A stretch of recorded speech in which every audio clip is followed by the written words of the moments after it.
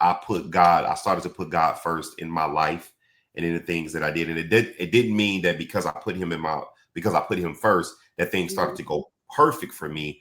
But things started to shift, things started to break, relationships started to build, doors started to open, all because I did start to put him first in my life. So I always like to tell people without all the accolades, without all the things that I've done, I'm a server first, right? And I had to learn to understand that that's the reason why I'm in this position as an entrepreneur for other entrepreneurs, is to serve them the best way that I know how. So because of the trial and error, because of all of the things that I went through, I don't want these entrepreneurs to make the same mistake that I did, because I promise you, the way that the world is now, technology, situations and circumstances are completely different than it is almost 30 years ago. Yeah, absolutely. I definitely agree. And I think everybody that enters entrepreneurship enters for different reasons and different seasons. Some people go into entrepreneurship because of some of the dynamics of what they went through life. And, I always say that the biggest people that are the biggest givers are the ones that have gone through something, the ones that understand what it's like. It's not always the people that have a lot. Sometimes the people that have little decide, okay, I'm going to do something, I'm going to make an impact, because of some of the things that they've done. I know that, when you said because of different, things that happen in your life, but talk to us about some of those things that really, like, because I think that entrepreneurship, some people might wake up and say, I want to start a business, right? But what happened in your life that caused you to say, you know what, because you said servitude, you wanted to serve. Right. What was it in your life that made you say, you know what, I want to do this on a bigger scheme. I want to help more people, and I want to just go beyond, because you impact a lot. I mean, millions and millions of people. You're all over the world. Every time I look at you, you're traveling, Yeah. and not only are you building business, but you're building kingdom businesses. So talk to us a little bit about where that came from. Like, what made you Absolutely. want to do it on a bigger impact, on a bigger scale? Absolutely. When I first started the journey of entrepreneurship, level of transparency, I was chasing that bag. And that's just all Mm, I was chasing that money. yeah. I had a skill set. I knew exactly what I was going. I knew what I wanted, Mm-hmm. and I was chasing the nice car. I was chasing wanting to have nice things and wanting to make sure that my bank account was right. And Mm-hmm. while that was an experience, that still wasn't the way. So because Mm-hmm. I was chasing the bag and I got the opportunity to experience that, I ran into loopholes. I ran into issues. I ran into problems. And I said, Mm-hmm. okay. And the most important thing, I kept hitting a glass ceiling, right? Mm-hmm. So I said, okay, how am I going to change this dynamic? And then personal development started to kick in, right?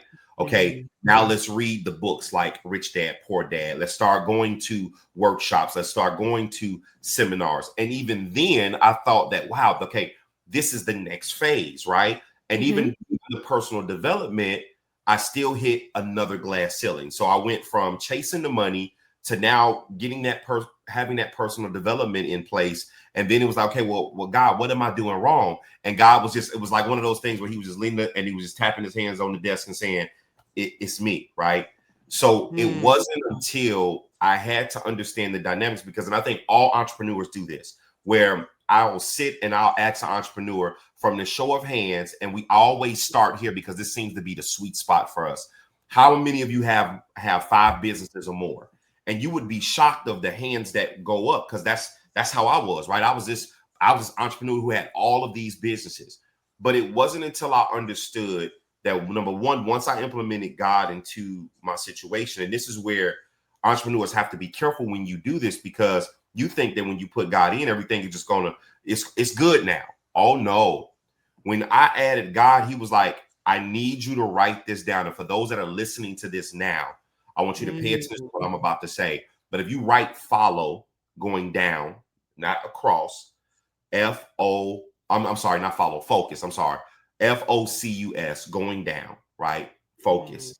And now going across, you're going to put follow, one, course until successful.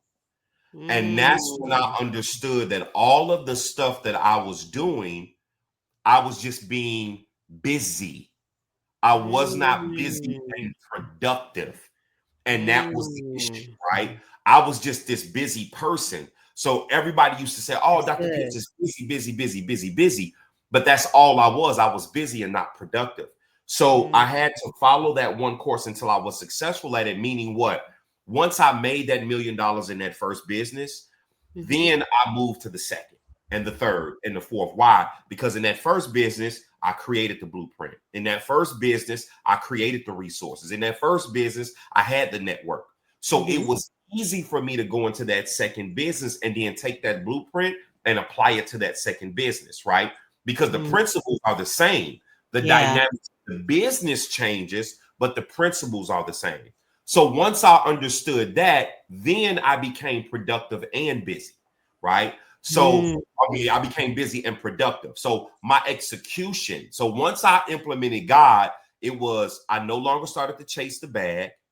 I was strong on my personal development for self and for God. And I became a server. And that's when things started to shift for me, where now I no longer wanted to be rich. I wanted to be wealthy, right? And then once I understood what wealth was, now I'm in the season where now I'm starting to build dynasty legacies, right? Not just a legacy, dynasty legacies. And what a legacy, Nadara, is something that you and I leave for our kids, right? Nadara is leaving a legacy for her children. I'm leaving a legacy for that's a legacy. But a dynasty legacy is when now I'm saying I want to help Nadara now leave her dynasty legacy. I want to now help Donna leave her dynasty legacy. And now it's no longer about me, right? It's about anybody that's in my inner circle, like my circle, Jamie, K. Shari, right? So my assassin. So those are the people that I'm now working for. It's for Dr. Pitts anymore. I'm doing it for my culture, right? I want to help my culture leave a dynasty or duplicate what I'm doing so they can do it for others, because that's how we get to that level a lot faster, is if we learn how to help each other get to that next level. So yeah, I definitely agree. I think I like the way Myron Golden says is that it's important for you to be, do, have. And I think what happens is, even in entrepreneurship, there's this desire, this overwhelming desire to do and have. I want to do something for people. I want to do something, but not realizing, and you said something that was important, the personal development. I think personal development is critical, because you can't, if you're not developed in certain areas of your mindset, when it comes to why you're doing what you're doing, then what happens is your identity begins to get locked into what you're doing. And then when people pull you to the side and they ask you questions that have to do with your why, then what happens is people get lost and they're like, I'm just doing this. And so when you ask people, who are they? The first thing they say is, I'm a nurse, or I'm a mom, or I'm gonna do this. I'm a this, I'm a that. But what you do flows from who you are. And I think when you take the time to develop, which a lot of entrepreneurs, maybe some of them know, I can't really put everybody in a box, but I know for me, I realized that I was only going to go as far as my mind. Right. I knew that I was only going to be able to develop or even become, because like you say, you can be busy, but not really become impactful, right? Because you can be busy, but not necessarily impactful, right? And so you could be doing. And I think what happened is, when I started to slow down and I started to realize that, wait a minute, once I become the person that I need to be, then everything else it just flow. It just happens, right? As a result of that, you don't even have to struggle or have to hustle, as some people say, because what happens is it starts to be attracted to you. The people that you're supposed to be impactful to, they'll start seeking you out, right? You won't have to go out here and try to be screeching walls and try to make yourself important to people, trying to show who you are. Sometimes I realize that when you just focus on getting to know God, that's one of the things that God showed me, is that when you focus on him and he begins to show you who he is, right? Yep. You begin to see how you play in his picture, and you start to see like, oh, okay, this is how I fit in the kingdom. And so now I can take what God has shown me about me, and now I can start, and then next thing you know, you're creating products and services. You're connecting, you're starting to produce things out of who you are, versus you just trying to do stuff just to jump on the bandwagon because you want to get that bag, right? Right. And you might get that bag, right? But most people who are getting the bag without doing this first, and I talked about this several times on the podcast, is that in the world, they tell you to just go after your goal, go after your goal, go after your dreams, go, go, go, right? The problem with that is most people who go after their dreams first and go after their goals, they do go and they get there, right? But some of them lose their mind on the way. Mm-hmm. Some of them, the money literally destroys them. They destroy their family.